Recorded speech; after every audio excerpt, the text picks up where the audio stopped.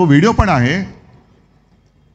मला पंकजाताईला खास धन्यवाद द्यायचे की पंकजाताई, तू एक फार मोठं काम केलंस. आमच्या महाराष्ट्राच्या डोळ्यावरची पट्टी तू काढलीस. जशी आमच्या चंद्रचूड साहेबांनी न्यायदेवतेच्या डोळ्यावरची काढली आणि स्वतःच्या डोळ्यावरती बांधली होती, तशी तू आमच्या महाराष्ट्राच्या डोळ्यावरची पट्टी काढलीस. तिने काय सांगितलंय की भाजपचं काम, म्हणजे तिचे शब्द वेगळे आहेत, मी तुम्हाला त्याचा अर्थ सांगतो. भाजपचं काम म्हणे लय भारी असतं बघा. किती आहेत आपल्याकडे बूथ, किती आहेत महाराष्ट्रभर? 90,000. मग प्रत्येक बूथवरती भाजपचं दक्षता पथक आहे. 90,000 बूथवरती दक्षता पथक म्हणजे एकापेक्षा अधिक माणसं असतात. एक माणूस जरी धरला तरी 90,000 बूथवरती 90,000 माणसं. 2 धरली तर 1,80,000, 3 धरली तर त्याच्या पटीत. आणि सगळी माणसं गुजरातमधून भाजपने इकडे आणलेत महाराष्ट्रामध्ये, गुजरातमध्ये आपल्यावरती नजर ठेवायला. हे आज नजर ठेवायला आणलेत, उद्या आपली मुंबई आणि महाराष्ट्र बळकवण्याचा यांचा डाव आहे. हे तर काय फेक नरेटिव्ह नाही ना. हे उद्धव ठाकरे पंकजा मुंडे बोलल्यानंतर बोलतोय. याचाच अर्थ असा की इथली भाजपा ही हरलेली आहे. इथे भाजपामध्ये लोक राहिलेले नाहीत. आणि विशेष म्हणजे महाराष्ट्रामध्ये राहणाऱ्या भाजपच्या प्रेमींवरती भाजपच्या नेतृत्वाचा विश्वास नाही आहे. मग तो मराठी माणसावरती नाही, गुजरातीवरती नाही, उत्तर भारतीयांवरती नाही, कोणावरच नाही. त्यांच्याकडे आता त्या परराज्यातून माणसं आणून नजर ठेवतायत.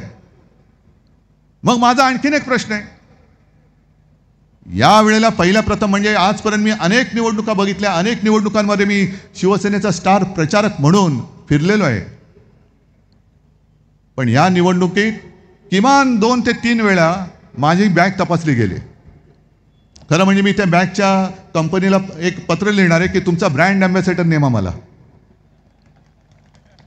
Brand ambassador Uddhav Thackeray, bag हो तो ऐसी हो, सबको लोगे इसको चेक करो. माझ्या बॅगा तपासल्या हरकत नाही. पण हे जे काय त्यांचं पथक फिरतंय, राज्यभर फिरतंय, रात्री राहतात कुठे, त्यांचा खर्च कोण करतोय? ते जे काही बॅगा घेऊन फिरतायत, त्या बॅगेतले ढोकळे आणि शेवफाफडा कुठून आणलाय? कोणासाठी फिरतायत? कोणाला काय वाटतायत? कारण मला असं वाटतं आजच लोकसत्तेत बातमी आली, आज किंवा काल परवाकडे असेल, की रात्रीच्या बैठका चालल्या आहेत आणि मग सगळ्यांकडनं आढावा घेत आहेत. या पद्धतीने आजपर्यंत देशातली कोणती निवडणूक दुसऱ्या राज्यातले कार्यकर्ते आणून, माणसं आणून, त्या ज्या राज्यात मतदान होणार आहे त्या मतदारांवरती लक्ष ठेवण्यासाठी अशी कोणती माणसं किंवा फौज ही अद्याप आणलेली नव्हती. बाकी गुमराह करण्याचं सुरूच आहे. राजनाथ सिंग, मला खरं आश्चर्य वाटतं, देशाचे संरक्षण मंत्री, त्यांनी सांगितलं की डॉक्टर बाबासाहेब आंबेडकरांना नरेंद्र मोदींनी भारतरत्न दिलं. मला माहित नाही खरं की खोटं आहे. नाही, कारण देशाचे संरक्षण मंत्री बोलतायत. नाही, उद्या ते असंही सांगतील की रावणाचा आणि कंसाचा वध सुद्धा नरेंद्र मोदींनीच केला. अफजल खानाला सुद्धा नरेंद्र मोदींनीच मारलं. कारण त्यांच्यासाठी तेवढाच एक आहे ना, एकच आहेत म्हणून ते सेफ आहेत. मोदी आहे तो सेफ आहे. कोण? भ्रष्टाचारी सेफ आहे, गद्दार सेफ आहे, देशद्रोही सेफ आहेत. पण राजनाथजी, तुम्हाला आणखीन एक मला प्रश्न विचारतो. तुम्हीच प्रश्न काढताय, उकरताय, म्हणून तुम्ही बोलताय, त्याच्यावरती आम्ही आपलं एक वेगळं जोडपट्टी लावतो. बरं, ठीक आहे, एक क्षणभर मानलं की डॉक्टर बाबासाहेब आंबेडकरांना भारतरत्न नरेंद्र मोदीजींनी दिलं. फार मोठे त्यांचे ते भक्त आहेत. मग आणखीन एक मला प्रश्न त्यांना विचारायचा आहे की गेल्या काही महिन्यांपूर्वी राज्याचा जो अल्पसंख्याक आयोग नेमला गेला, साधारणतः त्या आयोगामध्ये जे अल्पसंख्य म्हणून ज्यांची नोंद झाले त्या समाजाची माणसं ही आयोगावरती सदस्य म्हणून असतात. म्हणजे कोणी असतील ते असतील. पण त्या आयोगामध्ये एक सुद्धा बौद्ध समाजाचा माणूस, एक सुद्धा बौद्ध समाजाची व्यक्ती का नाही ते सांगा. आणि मग तुम्ही डॉक्टर बाबासाहेब आंबेडकरांना मोदींनी भारतरत्न का दिलं ते सांगा. म्हणजे आज सुद्धा तुम्ही त्या समाजाची फटकून वागताय. जे मी म्हणतो बुरसटलेलं गोमूत्रधारी हिंदुत्व हे यांचं हे आहे. की आज सुद्धा त्यांना त्या धर्माची त्या समाजाची लोक नको आहेत.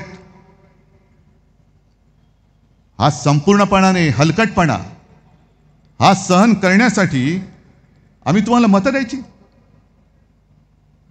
आणि संपूर्ण राज्यात बेकारीचं संकट फार मोठं आहे. एकतर शेतकऱ्याला भाव नाही, बेकारी वाढते. मी 2 दिवसापूर्वी एका सभेमध्ये सांगितलं, तेच या चॅनलवाले समोर आहेत म्हणून पुन्हा सांगतोय की सोयाबीनचे जे शेतकरी आहेत, कापूस पिकवणारे शेतकरी आहेत, त्या सोयाबीन पिकवणाऱ्या शेतकऱ्यांना सांगतोय की जरा एक 8 दिवस थांबा. हे सरकार जाणार म्हणजे जाणार. आपलं सरकार तुम्हीच आणणार आहात.